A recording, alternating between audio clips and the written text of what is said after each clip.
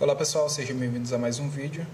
Hoje com a videoaula de exercícios sobre cisalhamento transversal, capítulo 7. Vamos fazer esse exercício 7.12 do Hibbeler, sétima edição, que é esse perfil aqui. Ele está sofrendo esse cortante de 130 kN. Ele tem essas dimensões, 150, 50 e 150. E ele quer saber duas coisas. Primeiro, ele pede para traçar o gráfico da tensão de cisalhamento. E segundo, ele pede para calcular o cortante que atua sobre essa área de A até B. A gente vai dividir isso em duas aulas, porque é um pouco extenso isso, mas vamos lá. Primeira coisa que a gente tem que relembrar é que a distribuição de tensão varia de forma parabólica em Y. Então, mais duas outras coisas, né? A tensão de cisalhamento nas bordas é zero e a tensão de cisalhamento do centroide é máxima. Então, se você tem um perfil com base B e altura H, a partir do centroide, você tem uma tensão máxima que ela varia de forma parabólica para os dois lados. Então, ela vem de zero, cresce parabolicamente até um máximo, a tensão máxima, no centroide e depois decresce até zero. A gente vai usar esse fato para poder analisar essa figura aqui.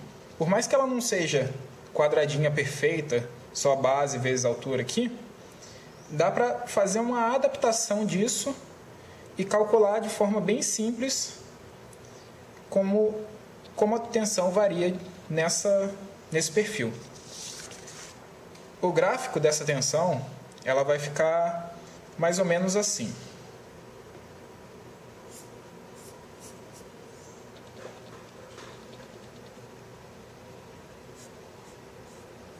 Vou desenhar aqui.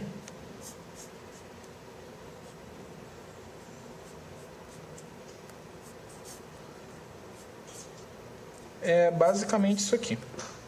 De forma bem feia, mas é. Por que isso acontece? A gente tem nessa junta em A uma variação da nossa espessura. A gente sabe que a tensão de cisalhamento ela é VQ sobre IT. Em alguns casos, quer dizer, para casos em que V e I são constantes, como é esse daqui, se você varia o Q ou varia o T, você tem uma variação na tensão, certo? Nesse caso aqui, nessa junta A, você tem uma variação da espessura do T de forma abrupta. Ele vai de 50 para 350. É isso que causa essa descontinuidade no gráfico. Ele vem, cresce de forma parabólica, só que quando ele chega nessa descontinuidade de T, ele também tem uma descontinuidade no gráfico, que causa isso aqui. E o que a gente precisa? São essas três tensões aqui, para definir o gráfico. A gente sabe que aquela figura lá é uma figura simétrica em relação a esse eixo horizontal. Então, o que a gente precisa? Calcular a tensão 1, tensão 2 e a tensão 3. Basicamente isso. Então, vamos começar. Primeira coisa, nesses exercícios é calcular quem é I em relação a esse eixo que passa pelo centroide horizontal. A gente sabe que I é base, nesses casos aqui, onde a figura é quadrada, é base vezes altura ao cubo sobre 12. Se a gente dividir a figura nessas três figuras aqui, vou colocar, sei lá, C, D e E. Você tem essas três figuras, essas três áreas, você pode fazer o momento de inércia para cada uma dessas áreas e depois somar. E é isso que eu vou fazer. O momento de inércia dessa área daqui, a área C, é a base, 50, vezes a altura ao cubo, que é 350 ao cubo, sobre 12. Dessa área D e dessa área E, elas são iguais. O centroide, a linha, ela passa pelo centroide das duas, então vai ser apenas base vezes a altura ao cubo sobre 12. Como são duas iguais, 2 vezes a base vezes a altura ao cubo sobre 12. Bem simples. Isso aqui me dá I como sendo 1,82 vezes 10 elevado a 8 milímetro a quarta, que é a mesma coisa que 1,2 vezes 10 a menos 4 metro a quarta. Simples. Agora, a gente vai calcular as tensões, primeiro 1 e a tensão 2, e depois a gente vai calcular a tensão 3. Aonde é que fica a tensão 1? Ela acontece nessa junta aqui, imediatamente acima.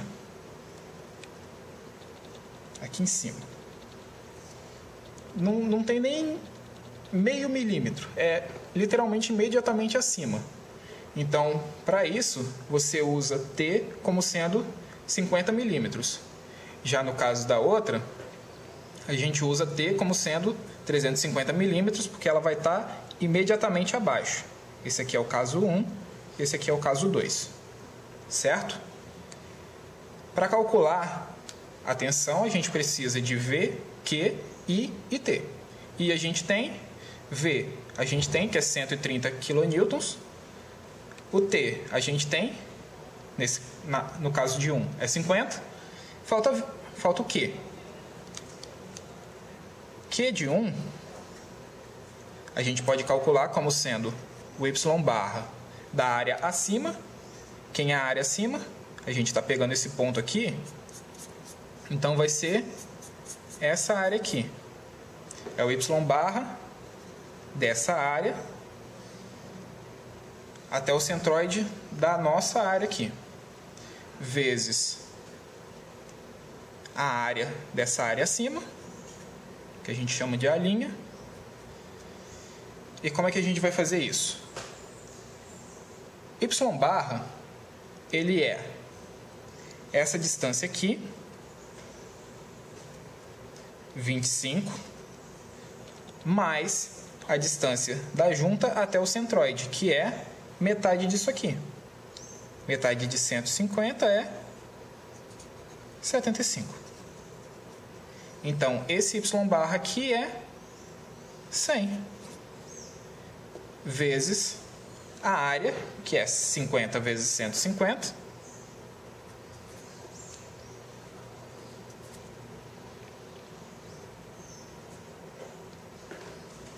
E é só isso. Tudo certo. Isso aqui me dá um resultado de 750 mil milímetro ao cubo. E a gente vai usar isso para calcular a tensão em 1. Tensão em 1, a gente sabe que é V, Q1 sobre I, T1. V e I são constantes, então a gente fica com 130 mil Newton. Eu estou deixando tudo em milímetro, eu não falei, mas eu estou deixando tudo em milímetro porque Newton dividido por milímetro é milímetro quadrado, é megapascal. Então, o resultado do que sair aqui vai sair Newton por milímetro quadrado, que vai sair em megapascal. Então, vai ficar 130 mil vezes Q, que é 750 mil, dividido por I, em milímetro é 1,2 vezes 10 a 8, vezes T, em milímetro também, que é, nesse caso, 50. O resultado disso aqui dá 10,5 71 megapascal. Tranquilo.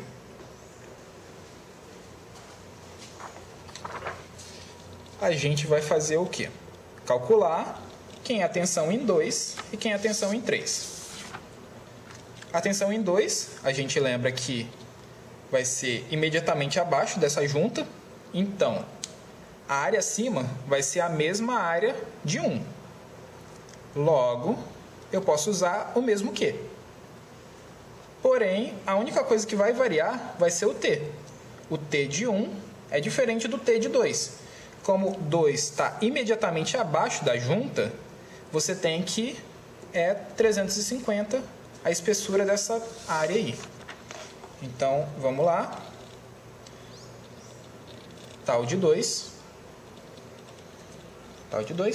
vai ser igual a V Q2, que é o mesmo que o Q1, dividido por I T2. Só repetindo, 130.000 newtons vezes 750.000 milímetro ao cubo, dividido por 1,82 vezes 10 elevado a 8 milímetro à quarta, vezes agora 350. Isso aqui me dá, se eu não me engano, 1,53 megapascal. Como esperado, como eu tinha falado, a tensão em 1, ela vai ter esse valor alto e ela vai cair porque tem um aumento da nossa espessura. Só que como é uma coisa imediatamente acima e outra coisa imediatamente abaixo, tá tudo acontecendo na junta, digamos assim. Então, fica essa descontinuidade no gráfico. Aqui não parece, mas é uma reta horizontal, gente.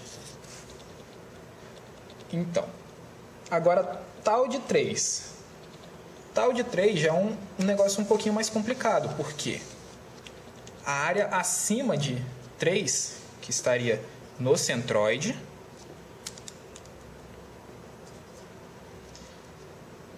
que é onde acontece o máximo, esse máximo aqui, acontece nesse centroide aqui.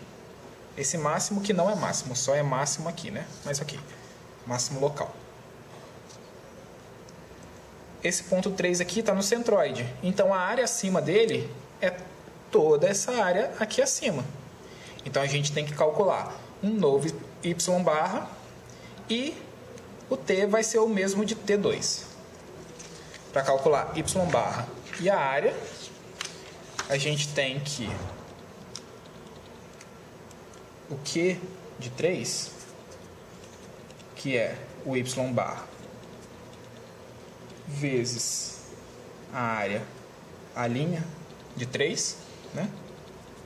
Vou colocar aqui um 3, só para identificar. Vai ser o centroide disso aqui. Você vai ter que fazer aquela média ponderada ou calcular o centroide dessa área daqui em relação a esse eixo aqui.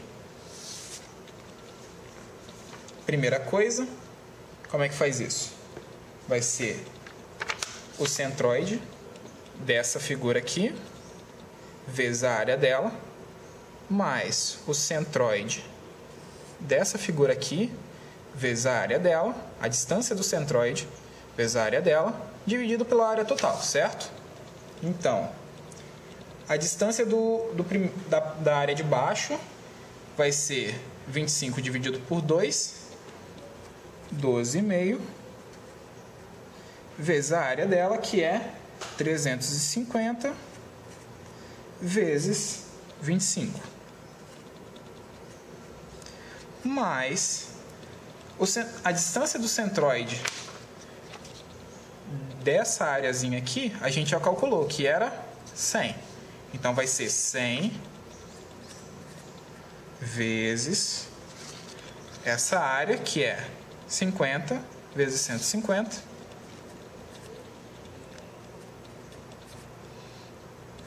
Tudo dividido pela área total. A área total vai ser... Vou colocar aqui, é porque a gente vai multiplicar pela área e a gente vai dividir pela área. Então, a gente pode cortar isso aqui, né? Então, isso aqui vai sair como sendo Q é igual a sim, 859,375 milímetro ao cubo. Esse número feio aqui. A gente está calculando o Q, né? Isso aqui é a nossa parte do y barra de 3. Isso aqui é o nosso a' de 3, né? Então, y barra a' daqui. Esse é o nosso Q. Agora é só jogar na fórmula. Tal de 3 vai ser V, que é 130 mil, vezes esse número feio aqui, 859,375, dividido por I, que é 182, vezes 10 a 8, vezes T, que é 350, como eu já havia falado. O T do centroide é essa distância aqui, que é 350. Essa conta toda nos dá que a tal 3 é igual a 1,75 megapascal. Bem simples. E com essas três tensões de cisalhamento que a gente tem, tal 1, tal 2 e tal 3, a gente pode construir o gráfico. O gráfico ele vai ficar daquela forma que eu falei. Isso aqui. Mais ou menos assim. Isso aqui passa pelo centroide, né? Essa tensão aqui é a tensão tal 3, que é 1,75 MPa. Essa tensão aqui é a tensão tal 2, que é 1,53. E essa tensão aqui, que está na mesma linha, lembrando horizontal, mesmo que não pareça, é 10,71 MPa. Bem simples, bem rápido. E é basicamente assim que vocês vão fazer qualquer exercício para calcular o gráfico. Calcular não. Para desenhar o gráfico, você precisa saber essas tensões aqui. A gente sabe sempre que a tensão aqui é 0 e a tensão aqui é 0. Quando tem descontinuidades de espessura, você vai ter essa queda ou um aumento na tensão de forma abrupta. E só calcular, sempre pegando a área acima ou uma área abaixo também. Se houver simetria é muito mais fácil. E é isso aí. Espero que vocês tenham gostado, pessoal, e até a próxima.